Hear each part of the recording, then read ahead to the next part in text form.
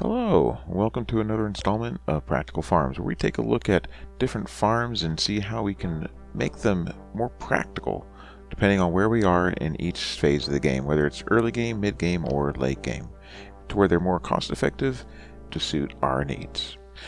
And today we're going to be taking a look at crop farms. Now, admittedly, you could go and you could do a manual crop farm and probably get everything you need early game, maybe even mid game. But where's the fun in that? And you wouldn't be here if that was good enough for you, now would you? So today we're going to take a look at how we can automate this process using villagers. I know villagers are something that most people don't have a lot of fun with, but when you understand how they work and you come up with techniques to make them work for you, they really become powerful, and they can really make boring, uninteresting jobs easier and take less time. So let's get started, and I'll show you how to do it step by step. The best way to get started really is to just already have a field that's planted up. This one currently is a 9x9 square with the water in the middle. It's the maximum size you can have a farm that's hydrated by a single water source. And what you do is you just go ahead and start by putting a wall all the way around it.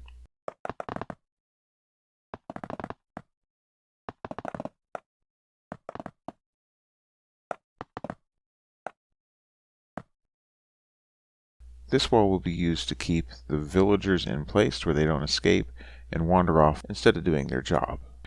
And once you've got this in place, you're going to have to be willing to give up 4 squares of your cropland. And what we're going to do is put in a collection system in this corner.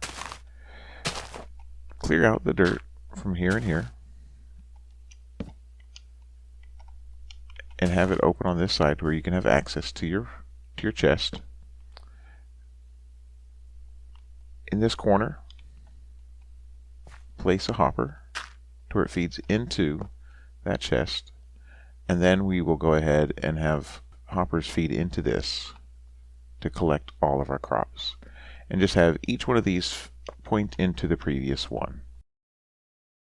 Once those are in place, then all you have to do is go and put glass blocks all the way around. This way your farmer can't escape, and you can still see inside the farm to see what he's doing. You can use any block you want, but I prefer to use glass blocks.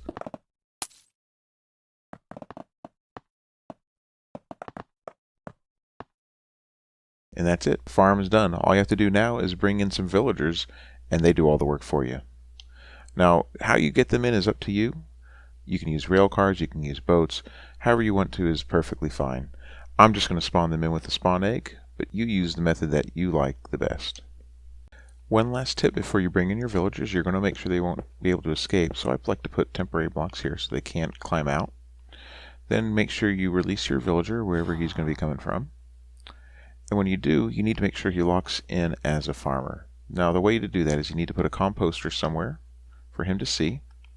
Now I like to cover that so he won't climb on that as well, because if he does, he will jump up and down and cause damage to your crops. Typically use a light source, but it can be anything you want. I like to use pumpkins, but it's up to you. In order to link to that station, he needs a bed. Basically, you're creating a mini temporary village, and a village needs a villager, a bed, and a workstation. There you go. Now you're going to want to lock in your trade with him, and the easiest way to do that is to do a trade for an emerald for bread. Lock his trade in. Now he's going to be a farmer forever. Once he's a farmer, you don't need this workstation anymore, because he won't change into anything else. Now if you want to, you can leave it there, but it's up to you. Then you need to get your villager in to be in this station, and he will be always hungry. Now what workstation you give him is up to you. I like to use something simple. I'm going to use a cartographer workstation. Now, ideally, you could even use a nitwit villager, and that would be perfectly fine. As a matter of fact, it's one of the few situations where a nitwit would be preferred villager for this to work out, because then you don't have to worry about assigning him a workstation. He just makes the perfect hungry villager. Now, he should link up to that, and when he does, again, make a trade with him.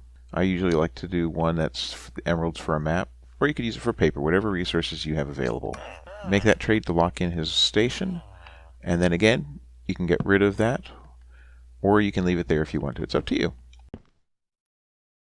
Now they're ready to go. And in order to make sure that they don't escape, put a cover over your hungry villager. A simple bottom half slab roof will do. Then you can clear away these temporary blocks. And I like to put a fence post right here and right here in this configuration, because it prevents him from throwing the food too far up against the edge and possibly getting it past him. I don't think it's possible with this roof, but I always like to play it safe. Now, this farmer will not start farming until he has something to replace these crops with.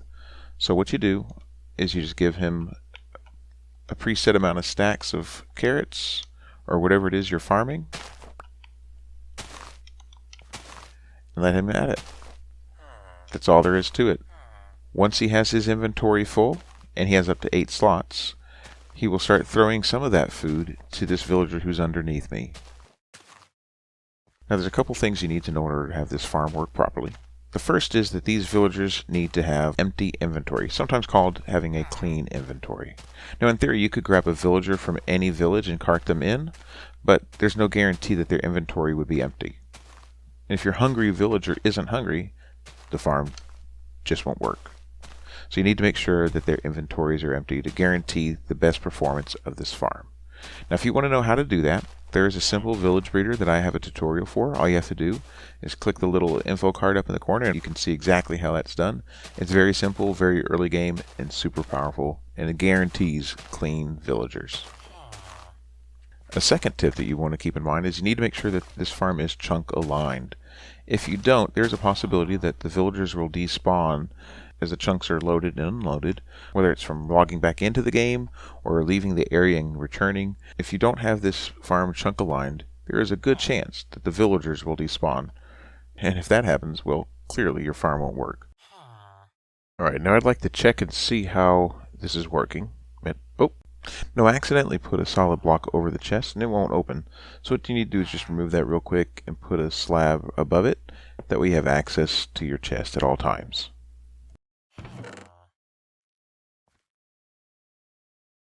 I think we just saw him throw some carrots. Let's see if it worked. There he goes. Not only did he throw some, he threw nearly half a stack of carrots.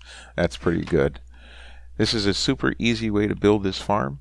I would recommend putting a roof over this to prevent lightning storms from causing your villagers to turn into witches. But that's really just a personal preference. You could also put a lightning rod to keep your villagers safe as well. Now that's the early game version. If you want to take your farm to the next level, there's a couple different ways that you can make that happen. Let me show them to you. Alright, so our first option to upgrading this farm to the next level is that you can take and tile this into 4 separate farms centered around a single hungry villager and use him to collect all of your crops. Now one of the benefits to this is that you can have up to 4 different crops, or you can have 4 all of the same. It's all up to you. And it makes it very effective, nearly 4 times as fast as the other farm. Now there are a few compromises that you have to do for this farm, and let me show you what they are and how you can implement this new layout. So the first thing you notice is that each tile of this farm is a little bit smaller than the traditional 9x9 maximum farm size that we had in our first farm. The reason for this is that if you're going to fit into a single chunk and guarantee that the villagers don't cross chunk borders, is you have to cut it down by 1 on each side. So you have basically a water source in the middle under the light source, and then 3 out in each direction. Now honestly, this doesn't really matter as far as the productiveness of this farm. It does slow down a little bit, but really provides way more than you ever possibly could need. The second thing you notice is that separating each farm, we've put walls instead of solid blocks. This allows us to take and put the hoppers to where we have a common shared hopper between each of the farms. All I had to do then is link each one up to a single hopper that then goes underground and leads to a double chest outside the farm. And if you take a look, it is really productive. Now, one of the advantages to this is that, like I said, you can put any combination of farms that you want here.